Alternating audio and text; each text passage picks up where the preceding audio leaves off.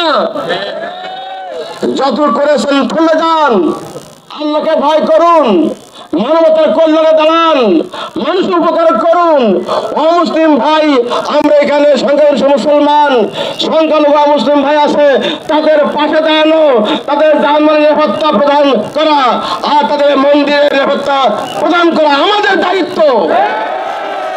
ফলে আমি কেশববাসীর কাছে দ্রুত আবেদন পেশ করি, জামায়াত ইসলামীর পক্ষ থেকে কেশবের দায়িত্বশীল হিসাবে আমরা আমাদের সকল হিন্দু ভাই, খ্রিস্টান ভাই, বৌদ্ধ ভাই যারা আছেন তাদের জন্য আমরা আমাদের বুককে প্রশস্ত করে দিব। সংকীর্ণ দৃষ্টিভঙ্গি গ্রহণ করবো না, কারো উপরে অন্যায় করবো না। যারা করেছেন থেমে যান, আরেকটু করবেন না। আমরা চাই বাংলাদেশ সম্প্রীতির দেশ হোক, শান্তির দেশ হোক, শান্তি সুখের ঠিকানা বাংলাদেশ হোক, আমরা তাই চাই। আমরা কেশবপুরকে গড়ে তুলতে চাই শান্তি সুখের ঠিকানা হিসাবে। আপনার রাজি আছেন কিনা? এ প্রশ্নের কথা বলতে চাই। ঈসা আলাইহিস সালাম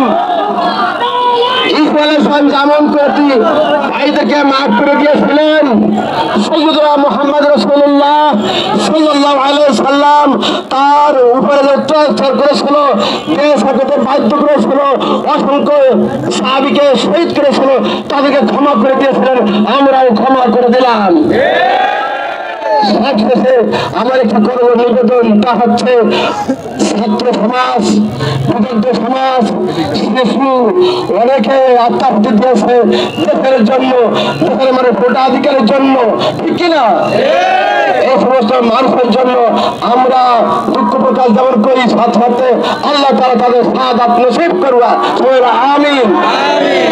শাহাদাতের রক্ত পিছল পাত অতিক্রম করে আমাদের যেতে হবে, দেশ গড়ার প্রত্যয় গ্রহণ করতে হবে, শপথ গ্রহণ করতে হবে। আমরা সবাইকে বুকে বুক মিলে, কাঁধে কাঁধ মিলে, হাতে হাত মিলে কাজ করবো।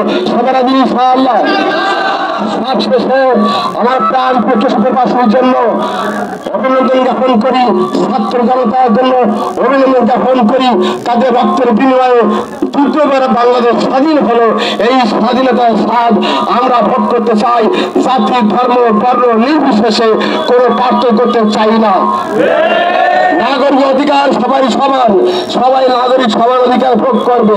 আমরা রাজি আছি ইনশাআল্লাহ।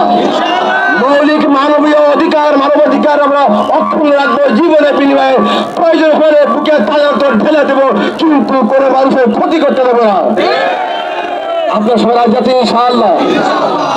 আপনাদের কাছে শেষ নিবেদন, আমরা ধন্যবাদ জানাই, দোয়া করি 4 বছরের শিশু থেকে শুরু করে 72 বছর বয়স পর্যন্ত যে সমস্ত অবনত ভাইদেরকে শহীদ করা হয়েছে তাদেরকে আল্লাহ তাআলা জান্নাত নসিব করুন। হাজার হাজার মানুষকে আজকে তারা বন্ধুত্ব বরণ করতে বাধ্য করেছে, আল্লাহ তাআলা তাদেরকে সুস্থতা দান করুন। যারা বিভিন্নভাবে ক্ষতিগ্রস্ত তাদেরকে আল্লাহ তাআলা সাহায্য করুন। আজকে যারা আমরা আসি, আমাদের একটাই দাবি যে স্বাধীনতা আমরা দীর্ঘদিন ফিরে পেয়েছি, এই স্বাধীনতার ভিতর দিয়ে আমাদের ভোটের অধিকার দিতে হবে। জাতীয় সরকার এবং তার মাধ্যমে আমার ভোট আমি দেব, আমার ভোট কেউ দিতে পারবে না। দিনের ভোট দিনে দেব, দিনের ভোট রাতে হবে না। কোনো ভোটের এমপি আর হবে না, কোনো এমপি আর হতে দেওয়া হবে না। তৌহিদি জনতার দাবি আমাদের ভোটের মাধ্যমে নির্বাচিত প্রতিনিধি দ্বারা এই সরকার, এই দেশ গঠিত হবে এবং পরিচালিত হবে। সম্মানিত ভাইরা, আজকে যারা আসছি, আমরা আরেকটা সভা করি, আমাদের কেশবপুরে যা কিছু ঘটেছে দ্বিতীয়বার আর কোনো কিছু না ঘটে।